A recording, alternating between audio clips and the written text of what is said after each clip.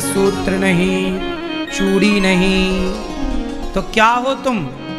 Soup नाखून, बड़े बड़े नाखून, भले उसमें गंदगी भरी हो।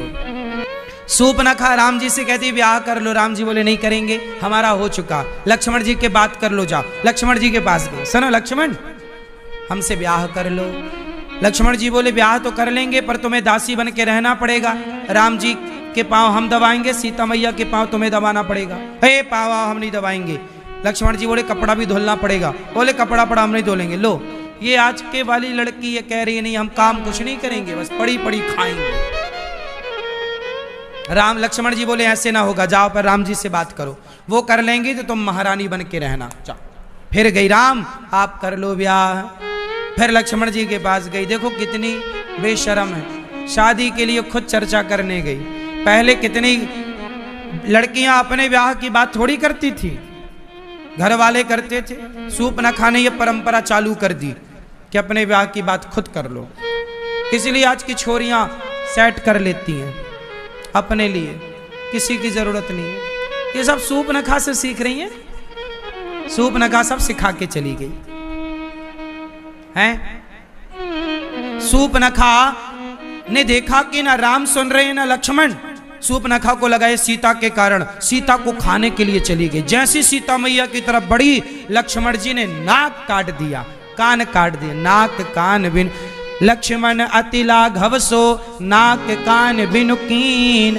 लक्ष्मण जी ने नाक काट दी। काहे नाक काटी? हाथ पांव क्यों नहीं काटे? सूप न खा के हाथ पांव काटते तो उसे सबको बताना पड़ता कि मैं वहां गई थी तो हाथ कट गए, पांव कट गए। नाक काटी लक्ष्मण जी ने। अब बेचारी को बताना नहीं पड़ेगा कि मैं कहां गई थी, लोग देखते ही समझ लेंगे कि नाक कटाने ही गई थी। सूप न खा के लिए बड़ा आसान हो गया, इसे बताना नहीं पड़ेगा कि मैं कहां गई थी, लोग देखते ही समझ लेंगे कि ये नाक कटाने गई थी और नाक कटा के आ गई। खरदूषण के पास गई, खरदूषण युद्ध करने आए। राम जी ने सीता मैया को अग्नि में प्रवेश करा दिया। अब यहां राम जी की विशेष लीला चालू हो गई। हे सीता अब मैं राक्षसों का मर्दन करूंगा, अब मेरे समय आ गया है राक्षसों को मारने का। असली सीता माता को राम जी ने कहां रखा? बोलो अग्नि में वास करा दिया। जब लो करो निशाचर नासा, तब लो करो अग्नि में वासा। हे सीता तुम अग्नि में वास करो, हम राक्षसों का तब तक नाश करते हैं। तो सेव कर दिया राम जी ने सीता मैया को अग्नि में। अच्छा सीता मैया अग्नि में चली गई, तो जो रावण सीता मैया को ले गया वो सीता मैया कौन थी? वो छाया सीता है, उनका नाम है वेदवती, वो असली सीता नहीं है। अब सीता मैया खरदूषण को राम जी ने मारा। खरदूषण जब मरे तो रावण को लगा सूप न खा, रावण के पास गई। रावण राम ने तेरे खरदूषण को मार दिया, देख मेरी नाक काट दी, उसकी पत्नी बड़ी सुंदर है, तेरे योग्य है। देखो कैसी बहन है, भाई को भड़का रही है, कह रही है तुम उस नारी को चुरा के ले आओ। ये देखो तभी तो भाभियां कहती हैं कि तुम्हारी बहन तुम्हें भड़का रही है। नहीं, आपकी पत्नी हमेशा क्या कहती है कि आपकी बहनें आपको जैसे ही रक्षाबंधन आएगी, माँ का बेटी के लिए अचार वाला प्यार उमड़ आएगा, पापड़ वाला प्यार बांध बांध के चुपके से अचार दे देगी माँ बेटी को। ले फिर भौजाई बताएगी, पत्नी बोली सुनो, पति बोला जरा घी लगाओ रोटी में, पत्नी बोली घी नहीं है, कहाँ चला गया? तुम्हारी बहन आई थी, तुम्हारी माँ ने सब भर के दे दिया, चलो अचार ले आओ। अचार कहाँ से लाए? तुम्हारी बहन आई थी, पूरा भर के ले गई। और माँ भी चुपके चुपके अचार देती है, और सास को ऐसा लगता कि बहू देख नहीं रही है, जबकि बहू ने कैमरा लगा रखा है। देखो बहुएं नोटिस करती हैं, जैसे ही ननंद आई तो पहले बहुएं ननद के झोले का साइज देखती हैं, कितना बड़ा झोला लेके आई। हाँ, फिर जाते समय ये देखती है कि अब झोले का साइज, हाँ पकड़ में आ गई। हाँ, एक झोला लेके आती है और 4 झोला लेके जाती है। हाँ, झोला आई थी तो खाली था, और बेटियां भी कम नहीं है, झोला बड़ा लाती हैं, खाली रख रहे ताकि मां देगी चोरी चोरी चुपके चुपके। ये पता नहीं माओ को क्या हो जाता है। देना लेना गलत नहीं है, पापड़ दो, घी दो, सब अचार दो, सोना दो, चांदी दो, पायल दो, सब दो बेटी को, पर चोरी से मत दो। सामने दो, भाई हमारी बेटी आई, बेटा ये ले लो। बहू से पैक कराओ कि जरा अचार दे दो बेटी के लिए। ये तो माँ का प्यार है। इससे क्या होगा, तुम चोरी से ले आई, फिर तुम्हारी भाभी तुम्हें नागिन की तरह देखेगी। जैसे ही तुम जाओगी उसका सिर चढ़ जाएगा, लो आ गई भरने झोला, हाँ या ना। फिर रिश्ते दोनों तरफ से चलते हैं। आजकल ननंद लोग भी अपनी माँ से तो बना के रखती है, मेरी माँ माँ, और भाभी से बिगाड़ लेती है। अरे भाभी ही निभाएगी, माँ तो मर जाएगी। सदा रिश्ता चलाने हैं तो माँ ही नहीं, देखो रिश्ते सबसे रखना पड़ता है। केवल माँ से क्या रिश्ता, भाभी से भी रिश्ता हो, भैया से भी रिश्ता हो, है ना। और लड़कियां एक कह रहे, हमारी तो जब तक माँ जिंदा है तो मायका है, माँ गई तो काहे का मायका। पहले ही से तुम गाना गा रही हो तो फिर वो कहेगी ठीक है जा, कौन सी तेरी जरूरत है यहाँ। इतना गलत गलत गाना गाती है मैया लोग। अरे केवल माँ से ही मायका नहीं होता, माँ तो है तब तक मायका है, ठीक है, बाप है मायका है, लेकिन भाई भी तो तुम्हारा है, क्या भाई से मायका नहीं है। फिर तुम लोग ना भाई को भूल जाती हो, माँ माँ मेरे माँ माँ माँ, जबकि तुम्हारी माँ को तुम पानी देने नहीं आती, तुम्हारा भाई ही देता है, तुम्हारी भौजाई ही पानी देती है। तुम रोज आती हो पानी देने अपनी माँ को, रोज खवाने आती हो, देती कौन है, तुम्हारी भौजाई। लेकिन उस भौजाई से तुम सीधे मुंह बातें नहीं करती हो। जो नहीं करती उनके लिए बोल रहे मैया आप गुस्सा ना हो जाना। सबके लिए नहीं बातें हैं ये, पर जिनके लिए हैं वो समझें। बात सही है। मायका माँ से भी है, पिता से भी है, और भाई से भी है, और भौजाई से भी है, और भतीजे से भी है। यही ना वंशावली है। रिश्ते क्यों तोड़ना है, सदा निभाओ। ऐसे बैलेंस बनाओ रिश्तों का कि रिश्ते सदा चले, भाई से भी रिश्ता चले, माँ से भी रिश्ता चले, और भाई के बाद भतीजे से भी रिश्ता चले। वो भी तो कहेगा कि मेरी बुआ है, नहीं नहीं। फिर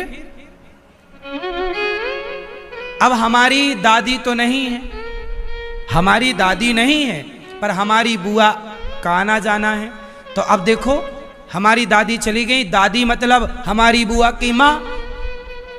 अब बुआ का तो देखो माँ चली गई, दादी चली गई, लेकिन रिश्ते तो आज भी है ना। तुम्हारे बाद तुम्हारे बच्चों के रिश्ते रहेंगे मधुर। ये रिश्ते बनाओ, बिगाड़ने से लाभ नहीं है, रिश्ते बनाने से फायदा है। अच्छे से निभाओ, हर रिश्ते को महत्व दो। भाभी भी एक अच्छा रिश्ता है, ननद भी एक अच्छा रिश्ता है। ननद को भाभी को बना के रखना चाहिए। ये रिश्ते बहुत अनमोल हैं, सदा निभाने हैं। तो मानदान हो, मानदान को इज्जत करना चाहिए। बातें रिश्तों की आती हैं तो मैं थोड़ा बोलता हूँ इसलिए, ताकि आप लोग ना रिश्तों को हल्के में ले लेते हैं। आपको लगता तोड़ दो, नहीं, टूट जाने के बाद जुड़ना बड़ा कठिन है। रही मन धागा प्रेम का, मत तोड़ो चटिकाए, टूटे से फिर ना जुड़े, जुड़े तो गांठ। रावण चला मारीच को साधने, मारीच को बनाया मामा मारीच को बनाया सोने का मृग। सीता मैया के यहाँ सोने का मृग चल रहा था। सीता मैया ने कहा बड़ा सुंदर सोने का मृग प्रभु लाओ। राम जी बोले सोने का मृग नहीं होता। सीता मैया देखी ये तो खड़ा है। राम जी को लगा कि मेरी सीता का मन मेरे से हटके सोने में चला गया। तो राम जी बोले इतने से सोने में क्या होगा, जब सोने में गया ही है तो चलो तुम्हारे लिए सोने की लंका की व्यवस्था करा देते हैं। तब सीता मैया के लिए फिर राम जी वहां गए, लक्ष्मण जी भी गए। सीता मैया लक्ष्मण रेखा को पार करती हैं, रावण आ गया साधु बनकर। रावण ने एक गलती की, साधुओं को बदनाम करने के लिए साधु पर विश्वास है तो साधु का रूप बना दिया। ये साधु संतों को रावण जैसे लोग ही बदनाम करते हैं। बोलो हाँ। रावण साधु बन के चला गया, इससे क्या हुआ, साधुओं की छवि खराब हो गई कि देखो बाबा जी बन के, जबकि इसमें संतों का क्या कसूर था, क्या दोष था, लेकिन बदनामी तो संतों को मिली। इसलिए करे कोई भोगे कोई। रावण आया, सीता मैया से बोला भूख लगी है। सीता मैया बोली, देखो सीता मैया गृहस्थ हैं। सीता मैया कौन है, गृहस्थ। अच्छा, सीता मैया जान गई कि ये रावण है। आपको क्या लगता है, सीता कोई सामान्य स्त्री है, जगत की जननी है, सब जान गई कि ये रावण है। रावण बोला कि मैं अंदर नहीं आ सकता क्योंकि लक्ष्मण रेखा थी, रावण जाता तो जल जाता। तो क्या बोला, आप बाहर आओ। सीता मैया को पता था और लक्ष्मण जी का आदेश भी था कि बाहर नहीं जाने का। सीता मैया को पता था कि ये रावण है, चुराने आया है, फिर भी सीता मैया गई। क्यों गई, सीता मैया को लगा कि राम के घर में आज कोई भिक्षा मांगने आया है। भाई सीता मतलब क्या, राम का घर। आपके पति भले ना हो पर आपके पति का ही, आपका ही तो वो घर है ना। आपके व्यवहार से ही तो अच्छा या बुरा परिणाम निकलना। तो सीता मैया को लगा कि राम के द्वार से आज तक कोई भूखा नहीं गया, ये साधु आया है, भले रावण है पर बनकर तो साधु आया। नहीं दूंगी तो दुनिया तो यही कहेगी ना कि सीता के दरवाजे से एक साधु भूखा चला गया। भले मैं दुख पाऊं, भले मैं कष्ट पाऊं, पर राम के द्वार से कोई साधु भूखा नहीं जाना चाहिए। यही गृहस्थ का धर्म है। सीता मैया ने तो केवल अपने धर्म का पालन किया। और बेचारी माँ सीता मैया के मेरे द्वार से भूखा ना जाए, सीता मैया लक्ष्मण रेखा को पार करके जब गई तो रावण ने हाथ पकड़ के रथ पर बैठा लिया और आकाश मार्ग से सीता मैया को चुरा करके चला। यहां बात क्लियर ये होती है कि द्वार पे आया अतिथि कभी खाली ना जाए। सीता मैया ने द्वार पे आए अतिथि को भगवान मानकर सेवा की, पर दुख मिला। लेकिन याद रखिएगा कि सीता मैया ने धर्म का पालन किया था, उसी धर्म ने अंत में सीता मैया को राम तक भी पहुंचाया। बाद में सीता मैया रावण लेकर चला तो जटायु ने देखा, ए रावण खड़ा हो जा, सीता मैया को चुरा कर ले जा रहा, खड़ा। रावण को ललकारा जटायु जी ने, पंख मारा, रावण गिर गया। होश में आया रावण, कृपाण निकाली और जटायु के पंख काट दिए। जटायु राम राम कहते नीचे गिर गए। रावण सीता को ले जाकर पुष्प वाटिका में रखता है। राम राम कहकर नीचे गिरे। जटायु से किसी ने कहा, जटायु क्या तुझे पता नहीं था कि रावण से पंगा लेगा तो परिणाम क्या होगा? जटायु बोला, मैं जानता था कि वो रावण है, ताकतवर है, पर मैं क्या करता। एक स्त्री चिल्ला रही है कि बचाओ बचाओ, सीता मां चिल्ला रही और मैं सुनता रहता। क्या मेरा बचाना धर्म नहीं है? भले मैं मर गया, भले मैं नहीं बचा पाया, पर बचाने का मैंने प्रयास तो किया। उनसे अच्छे हैं वो लोग जो कम से कम प्रयास तो करते हैं। हम बचा पाए ना बचा पाए, पर हमने प्रयास तो किया ना। इसलिए प्रयास करने वाले जटायु को राम के पास नहीं जाना पड़ा, राम स्वयं चलकर जटायु जी के पास आए। इसलिए कहता हूं कि आज भी जैसे सीता मां दुख से चिल्ला रही हैं कि बचाओ, आज भी स्त्रियां चिल्ला रही हैं कि बचाओ। बेटा घर से निकाल रहा है, माँ चिल्ला रही, शबरी इंतजार कर रही है, अब राम आएंगे, अब राम आएंगे।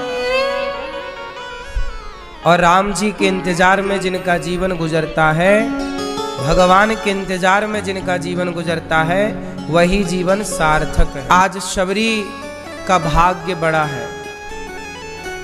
शबरी माँ इंतजार कर रही हैं। कथा सुनने के क्या फायदे हैं? हमारी मैया रेणु मैया ने कथा अब कराई नवरात्रि में, पर कथा बुक हो गई थी कई महीने पहले। तो उन कई महीनों तक क्या हुआ? चिंतन चला, अब कथा का समय हो रहा है, अब आ रही है डेट, अब समय आ रहा है। कथा होनी अगले वर्ष है, और आज ही यदि तारीख फिक्स हो जाए तो 1 साल तक चिंतन होता है रेगुलर। कथा में चलना है, कथा में चलना है, वृंदावन चलना है, कथा सुननी है। तो कथा सुनने का जितना लाभ है, उससे कई गुना ज्यादा लाभ वो कथा का चिंतन करने का था, जो रेगुलर चिंतन बना रहा।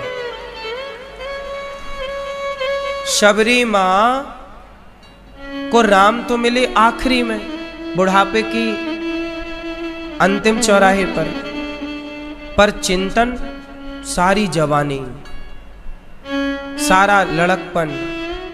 मतंग ऋषि की मृत्यु हो गई, गुरुजी मरने लगे। लोग कहते हैं गुरुजी की मृत्यु होने वाली है। शबरी बोली, गुरुजी कहाँ जा रहे हो? बोली, मतंग ऋषि ने कहा, बेटा मेरा समय पूरा हो गया, अब मैं मर रहा हूं, मेरी मृत्यु का टाइम है। तो शबरी बोली, गुरुजी जहां आप चल रहे हो ना, हमें भी ले चलो। शबरी इतनी भोली थी कि बेचारी वो ये नहीं जानती थी कि मरना किसे कहते हैं। वो ये समझ रही थी कि हमारे गुरुजी कहीं जा रहे हैं। वो ये नहीं समझ पाई कि मरने का मतलब क्या है। अब जैसे छोटे छोटे बच्चों से कहा जाए, छोटे छोटे बच्चे नहीं, उनके पिताजी किसी कारणवश भगवान के घर चले गए, किसी बच्चे के पिता, तो बच्चा बोलता है कि हमारे पिताजी कब आएंगे? तो उसकी माँ समझाती है, लोग समझाते हैं कि अब वो नहीं आएंगे। उसे समझाया जाता है कि उनकी मृत्यु हो गई, अब वो नहीं आएंगे। पर वो बच्चा थोड़ी जानता कि मृत्यु किसे कहते हैं। उसे तो यही लगता है कि कहीं गए होंगे, जैसे सब जगह से आते थे ऐसे वहां से भी आएंगे। सब चीजें सबको थोड़ी समझाई जा सकती हैं, बच्चे को कैसे समझाओगे? उसी तरह शबरी को कैसे समझाएं कि गुरुजी की मृत्यु होने वाली है, मर रहे हैं। शबरी बोली, गुरुजी कहाँ जा रहे हो? बोले, बेटा भगवान, गुरुजी हमें भी ले चलो, हमें भी, हम आपके बिना कैसे रहेंगे गुरुजी। शबरी ने जब ऐसे भाव रखा, सरलता, रीझ गए। गुरुजी बोले, बेटा तुम यही रहना और राम राम जपना, तुम्हें यहीं बैठे, मैं जिन राम से मिलने के लिए जीवन भर तप किया और अब मरने के बाद उनके धाम जाऊंगा, जिसके धाम में मैं जा रहा हूं वो तेरे द्वार पर आएगा शबरी, तो राम राम जपना। गुरु वचनों पर भरोसा किया और भरोसा करके जपती रही राम राम राम। तो शबरी माँ ने इंतजार बहुत किया है। आजकल लोग भक्ति करते हैं पर सब्र नहीं रखते हैं, उनको लगता तुरंत सब कुछ हो जाए। जवानी लड़कपन भी देना पड़ता है, तब जाके फल मिलता है। जब आपको बिहारी जी बार बार बुलाएं, भगवान ऐसी कृपा करें, तो समझ लेना चाहिए कि ये हमारे करने से कुछ नहीं होता, ये भगवान चाहते हैं, इसलिए वो हमसे और आपसे एक अच्छा कार्य करवा लेते हैं। तो आप सबके द्वारा यह राम कथा का आयोजन हुआ और शबरी माँ के घर इंतजार जब शबरी करती करती कौआ से कहती, शबरी माँ शबरी देखी राम गृह आए, मुनि के बचन समुझी जिय भाए, सर से जलोचन बाहु विशाला, जटा मुकुट सिर और वनमाला, श्याम गौर सुंदर दो भाई, सबरी परी चरण लपटाई। राम लक्ष्मण जब आए, शबरी चरणों में गिर पड़ी, शबरी चरणों में लिपट गई। राम आए मेरे, राम आए।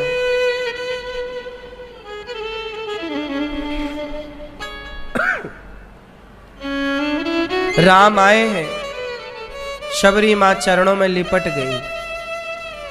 उठा नहीं जा रहा है, सारी जिंदगी की तपस्या पूरी हो गई। पूरे जंगल में झाड़ू लगाती, लोग कहते क्या कर रही हो? बोले राम आने वाले हैं, कहीं कांटे ना लग जाएं, उनके पांव में कंकड़ ना चुभ जाएं, रास्ता साफ कर रही हो। प्रेम मगन मुख बचन न आवा, पुनि पुनि पद सरोज सिर नवा। बार बार सिर नवा रही है, अंदर ले गई, चरण धो रही है, सादर जल ले चरण पखारे। चरण धो रही है, सबरी राम के चरण धो रही है, और पुनि सुंदर आसन बैठा रे। आसन पर बिठा रही है माता शबरी। अब क्या लाई? प्रभु आए हैं, भूखे होंगे, कंद मूल फल सुरस अति, दिए राम कहुआनी, प्रेम सहित प्रभु खाए, बारंबार बखान। बार बार प्रभु बखान कर रहे, वाह माता क्या स्वादिष्ट फल आपने खवाए, बड़ी भूख लगी थी, आपने आनंद कर दिया। अब शबरी के प्रसंग में लिखा है कि कंद मूल फल खाए। भगवान क्या खाए? कंद मूल फल। पर बेर भी खाए। शबरी बेर ले आई। बेर का मौसम था, होली के पहले बेर का मौसम आता है, होली के बाद बेर का मौसम, बेर का सीजन खत्म हो जाता है ना।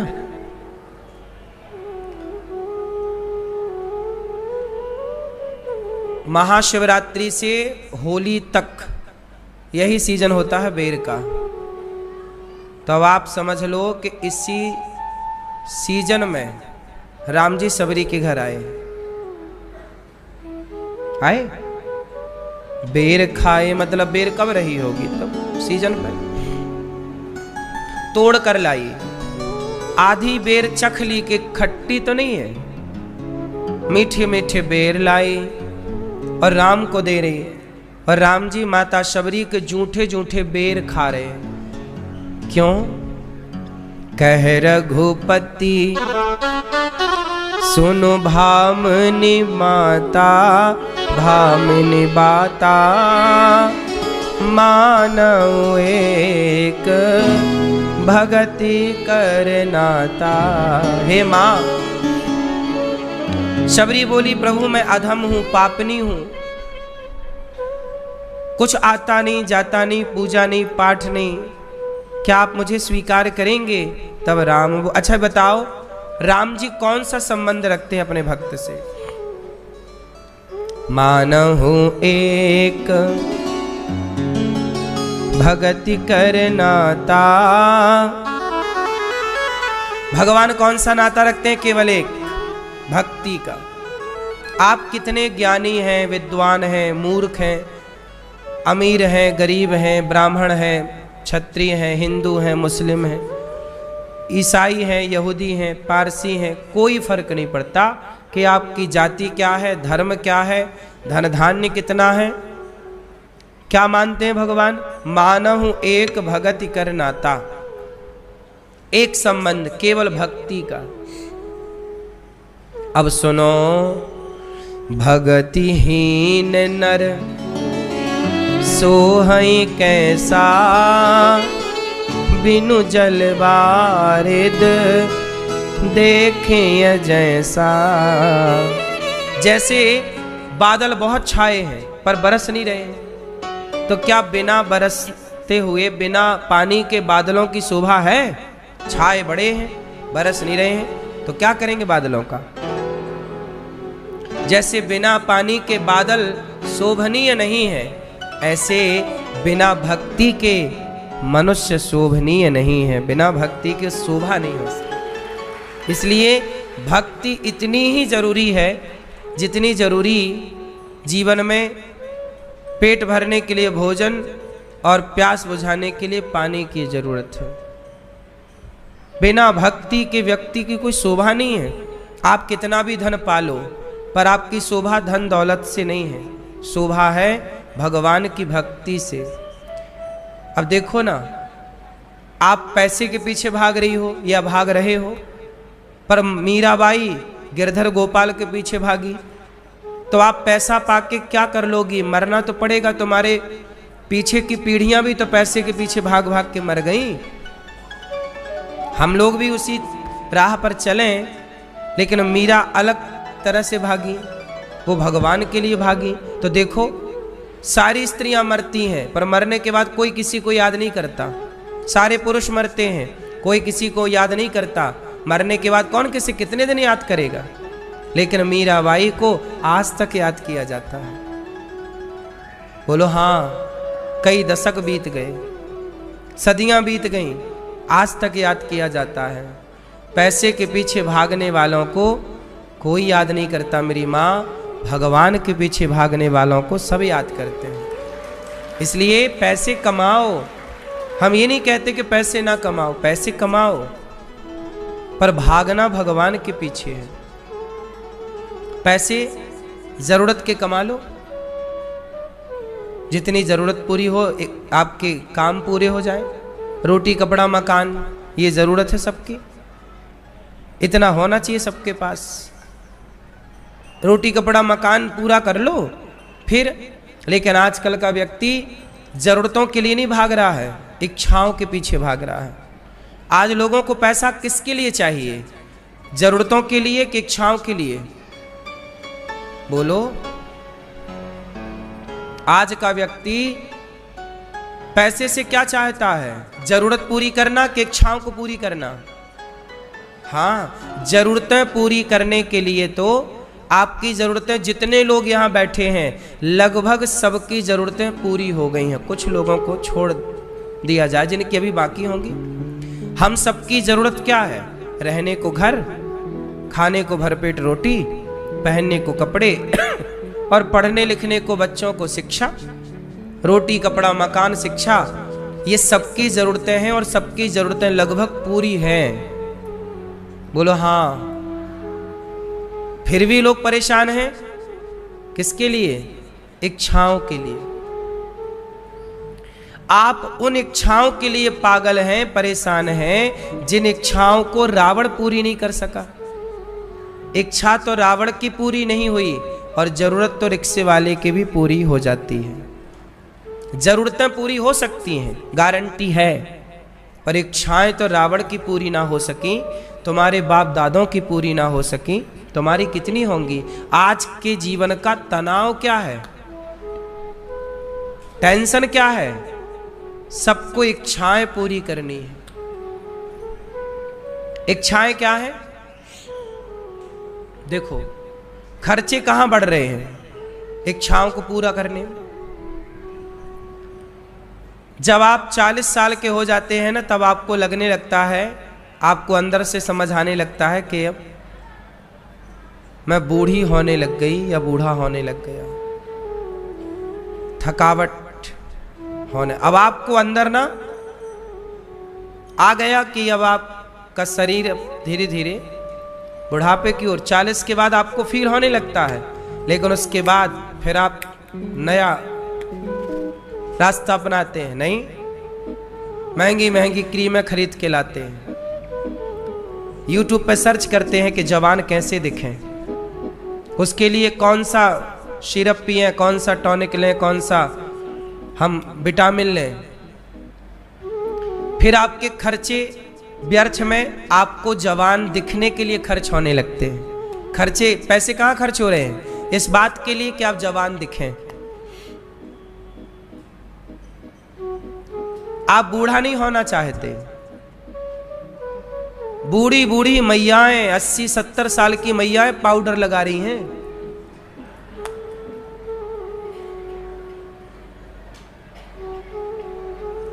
लगाना भी चाहिए उतना जितना बढ़िया है। पूरे दांत गिर गए, एक मैया के दांत बिल्कुल नहीं थे पर लिपस्टिक लगी है होठों पे।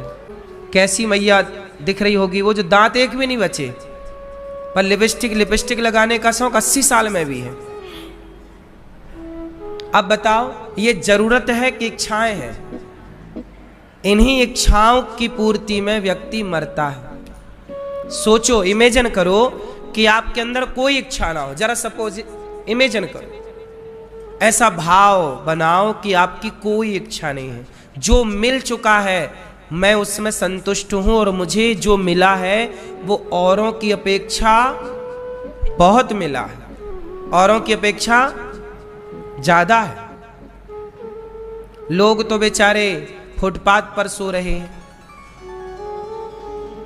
फटे फटे कपड़े पहन रहे हैं, सर्दी पर कंबल नहीं होते लोगों के पास, गर्मी पे पंखा नहीं होता, एक फैन नहीं होता लोगों के पास। एक पंखा, एसी की तो छोड़ दो, फिर भी ना गुजारा हो रहा है।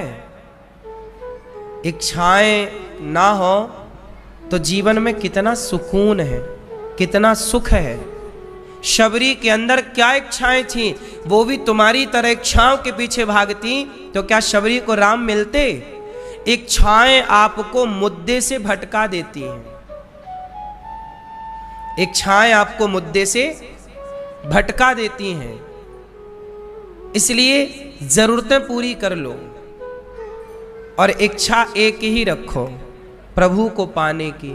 शबरी भटकी नहीं, इच्छाएं पाली नहीं, केवल राम राम जपती रही। तो देखो, आज युगों युगों के बाद भी उस शबरी माँ को हम सब याद करते हैं, जिनके द्वार पर राम आए। शबरी की जाति क्या थी? शबर जाति, आज की भाषा में दलित। राम गए और जूठे बेरों का भोग लगाए।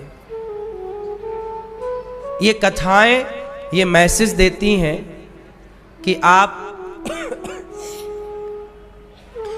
जीवन में सुख चाहते हैं तो अपनी इच्छाओं को कंट्रोल, हम तो कहते हैं जीरो कर दीजिए, कोई इच्छा नहीं। बात सही है? जब तक इच्छाएं रहेंगी तब तक परेशानियां हैं। इच्छाएं ही नहीं है, परेशानी ही नहीं है। फिर क्या होगा? जो व्यक्ति परेशान है वो कितने साल जिएगा, और जो व्यक्ति परेशान नहीं है वो कितने साल जिएगा? बताओ, उम्र किसकी ज्यादा होती है? जिसके अंदर कोई टेंशन ना हो, चिंता ना हो, तनाव ना हो, वो स्वस्थ रहेगा जब तक जिएगा। और टेंशन चिंता में आदमी जल्दी हार्ट अटैक आता है। इसलिए सब तरह से आपकी भलाई इसमें है कि आप अपनी इच्छाओं को कम करें। शबरी की तरह कोई इच्छा नहीं, घास की झोपड़ी है, जंगल के कंदमूल फल मिल जाते हैं, बस। ये शबरी कौन है? इनके पिता बहुत सारे, जब शबरी छोटी थी, जब ये विवाह के लायक हुई तो इनकी मां इनकी चोटी कर रही थी। शबरी की मां चोटी गोद में बिठा के, जैसे मां अपनी बेटी की चोटी करती है, चोटी कर रही है। तो शबरी ने देखा कि आज हमारे पिताजी जंगल के बहुत सारे जानवरों को इकट्ठा कर रहे हैं। शबरी ने पूछा कि माँ, आज पिताजी बहुत सारे जानवरों को इकट्ठा क्यों कर रहे हैं? तब माँ ने कहा कि बेटा, आज तुम्हारे पिताजी तुम्हारे विवाह की बात पक्की करके आ गए हैं। अब फलानी तारीख को तुम्हारा विवाह होगा, तो उस बारात में, तुम्हारे विवाह में जो बाराती आएंगे, उन्होंने विशेष डिमांड की है कि हमारे को फलाने फलाने जानवर का मांस खाना है। तो तुम्हारे विवाह में इन पशुओं की बलि होगी और इनका मांस पकाया जाएगा और तुम्हारी बारात को, क्योंकि वो जंगली लोग थे और जंगल के लोग मांस खाते ही अधिकांश कुछ लोग, तो शबरी के विवाह में भी बाराती मांस खाएंगे। उनके लिए जंगल के जानवरों को इकट्ठा अभी से करना स्टार्ट किया जा रहा है। हिरन को स्टार्ट कर रहे हैं, अंदर करो हिरन और भी जंगली जानवर। शबरी बोली, मां क्या मांस खाना जरूरी है? मेरे विवाह में इतने सारे पशुओं की हत्या हो जाएगी मां, क्या करूं बेटी, यही तो अपना नियम है। शबरी ने कहा, मां ये नियम तो गलत है। बाराती कंदमूल फल भी तो खा सकते हैं, फल भी तो जंगल में होते हैं, जंगल में तरह तरह के खाने पीने की सुविधाएं हैं, मांस ही क्यों? शबरी को मां ने कोई जवाब दिया नहीं, बेटा ये तो नियम है, ये तो रस्म है, ये तो पूर्वजों की परंपराएं हैं, निभानी पड़ती। शबरी बोली, अच्छा ठीक है। रात हुई, रात को शबरी ने जहां जानवर इकट्ठे हुए थे, सैकड़ों जानवर, उनका फाटक दरवाजा खोल दिया। सारे जानवर रात को पूंछ उठा उठा के, वो बछड़ा नहीं दौड़ता पूंछ उठा के, गैया बछिया दौड़ती है तो, और दौड़ पड़े सारे जानवर जंगल की तरफ। और दौड़ते हुए वो जानवरों के भीतर से दुआ निकली कि शबरी तूने हमें मुक्त किया है, भगवान तुझे मुक्त करें। तूने हमें बंधन से मुक्त किया है, भगवान तुझे भव के बंधन से मुक्त करें। शबरी जानवरों को मुक्त करके कहती है कि अब मैं विवाह ही नहीं करूंगी, यदि मेरे विवाह में इतने पशुओं की हत्या होगी तो मैं ऐसे विवाह को नहीं करूंगी। चली गई पिता को छोड़कर, माँ को छोड़कर जंगल, और उसी जंगल में इन्हें एक मतंग ऋषि का आश्रम मिला। वहां पर ये रहने लग गई। मतंग ऋषि इन्हें पुत्री की तरह, बेटी की तरह रखते, इन्हें मंत्र दिया, राम राम जपती, और आज इनकी भक्ति के प्रभाव से आज राम स्वयं इनकी कुटिया पर आए। आज राम जी ने शबरी को नवधा भक्ति सुनाई। राम जी ने क्या सुनाई? नवधा भक्ति प्रथम भगति, संतन कर संगा, दूसर रति मम कथा प्रसंगा। पहली भक्ति है कथा सुनना।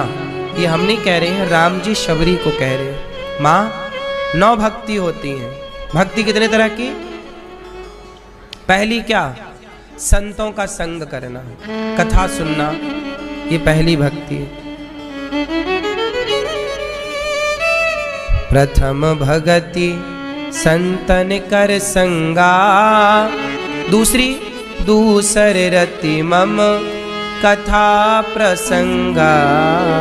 कथा को सुनना पहली भक्ति है, कथा सुनना, संतों का संग करना। दूसरी भक्ति है कथा को प्रेम से सुनना। दूसर रति मम, भगवान की कथाएं सुनो, पर कैसे सुने? प्रेम से। कथाओं के प्रति पूरी श्रद्धा हो, पूरा प्रेम हो।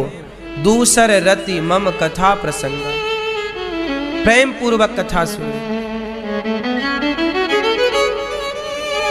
गुरुपद पंकज सेवा,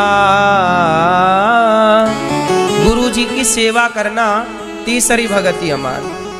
सेवा करना तीसरी भक्ति है। गुरुजनों की सेवा, माता पिता की सेवा, गुरु की सेवा, ये तीसरी भक्ति। चौथी भगति मम गुण गण करहि कपट तज गान। भगवान की कथा को निष्कपट भाव से सुनाना, भगवान का गुणगान गाना, ये चौथी भक्ति है। पांचवी भक्ति मंत्र जाप। मंत्र का जाप करना कैसे? विश्वास के साथ। मंत्र जाप मम दृढ़ विश्वासा, विश्वास के साथ भगवान का नाम जपना पांचवी भक्ति। और पंचम भजन सुवेद प्रकाशन। छठवीं भक्ति है अच्छा स्वभाव, अच्छा चरित्र रखना। छठदमशील विरत बहुकर्मा, सज्जन निरत निरंतर सज्जन धर्मा। सज्जनता का भाव रखना छठवीं भक्ति। सब में ईश्वर को देखना सातवीं भक्ति। सातव सम मोहिमय जग देखा मोते सन। देखो भगवान राम कह रहे हैं कि मेरे से ज्यादा सम्मान मेरे भक्तों का, संतों का करना। आठव जथा लाभ संतोषा। आठवीं भक्ति क्या है? संतोष। जितना मिल जा रहा है बहुत। अजगर करे न चाकरी, पंछी करे न काम। दास मलू का कह गए सबके दाता राम। जितना है प्राप्त है वो बहुत पर्याप्त है। इच्छाएं जीरो हो। आठवीं भक्ति है संतोष। आठव जथा लाभ संतोषा।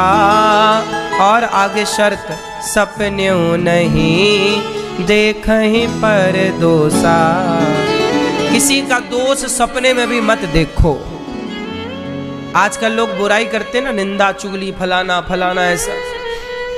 हम कहते हैं इस संसार में कौन है मैया जिसके भीतर बुराई ना हो? बताओ।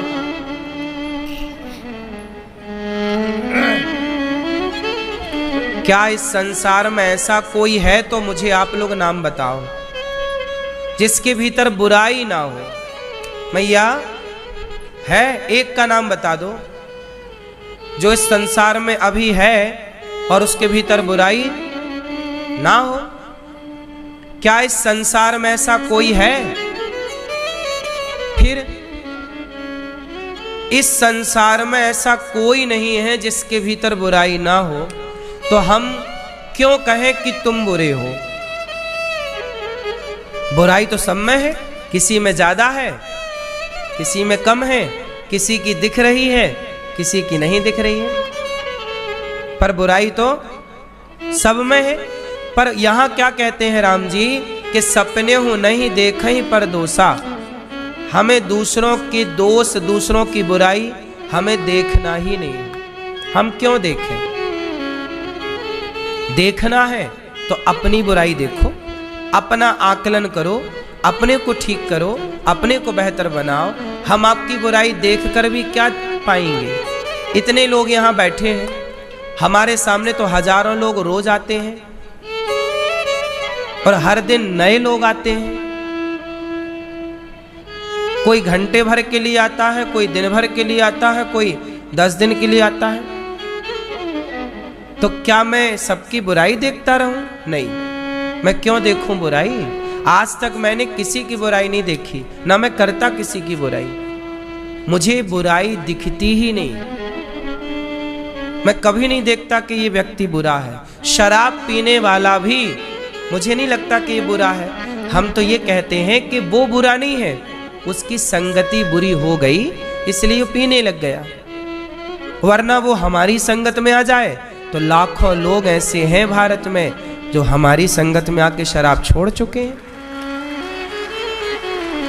इनमें से भी कोई होगा जो कथा सुनने के बाद सुधर गया, शराब छूट गई और गलत रास्ते से निकलकर सही रास्ते पे। ये देखो, ये हाथ उठा लिए, ये 2 हाथ यहीं उठ रहे हैं, तीसरा। ऐसे लोग हैं जो बहुत बिगड़े थे, बहुत भटके थे, पर कथा सुनने के बाद सुधर गए। तो इनकी गलती नहीं है। ये वही व्यक्ति हैं जिन्हें कल तक समाज बुरा कहती थी। यार देखो ये कितना बुरा है, शराब पीता है, पर मैंने इन्हें बुरा नहीं कहा, मैंने इन्हें अच्छा बनाने का प्रयास किया। आप जिसे बुरा कहते हैं, जिसकी बुराई करते हैं, मैं कहता हूं बुराई क्यों करना है, उसे भी अच्छा बनाओ ना। आपने अच्छा तो बनाया नहीं, आपने बुराई कर दी, अब मैं भी बुराई करूं कि ये शराब पीता है, ये गलत आदमी है? नहीं, मेरी जिम्मेदारी है कि वो गलत है तो मैं उसे सही रास्ते पर लाऊं, ना कि उसकी बुराई करूं, ना कि उसको बुरा कहूं। बात क्या सही आप बताओ? बुरे को बुरा कहना, कोई व्यक्ति बुरा नहीं होता। कैकेयी माता बुरी नहीं थी, उनकी संगति बुरी थी। दुर्योधन बुरा नहीं था, संगति बुरी है। इसलिए हम केवल संगति को बदलें, हम वातावरण को ठीक करें, बस हम अपनी कोशिश करें, बाकी तो फिर देखो सब ईश्वर के हाथ में है। इसलिए मैं नहीं देखता किसी की बुराई, और ना मैं देखना चाहता। मेरे आगे कोई बुराई किसी की करता है, मैं चला जाता हूं। भाई बुराई किसी की करना है तो मुझे मत बिठाओ, मैं चला।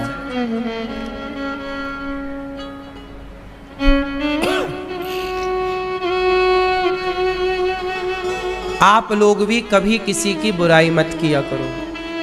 आपका पड़ोसी बुरा है, आपका मित्र बुरा है, आपका परिवार में कोई बुरा है तो उसे बताओ, उसे अच्छा बनाने का प्रयास करो।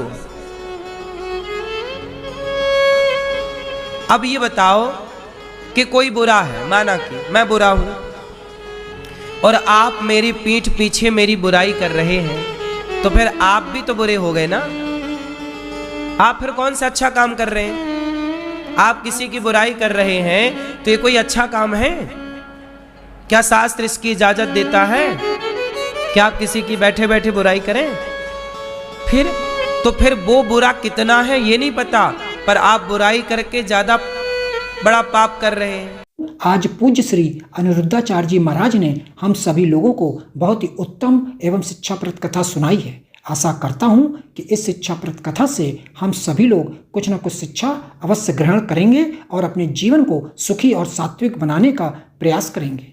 मित्रों, अगर आपको यह शिक्षाप्रद कथा पसंद आई हो तो वीडियो को लाइक करें और अधिक से अधिक लोगों को शेयर भी करें, जिससे और भी लोग महाराज जी की इस शिक्षाप्रद कथा से शिक्षा लेकर अपने जीवन को सुखी बना सकें। मित्रों, अगर आपने अभी तक हमारे चैनल को सब्सक्राइब नहीं किया है तो हमारे चैनल को तुरंत सब्सक्राइब भी कर लें, जिससे आपको नोटिफिकेशन के माध्यम से महाराज जी के शिक्षाप्रद कथा तुरंत प्राप्त हो सकें। मित्रों, तो कल फिर किसी शिक्षाप्रद कथा के साथ आप लोगों के समक्ष प्रस्तुत होंगे। तब तक के लिए जय श्री राधे।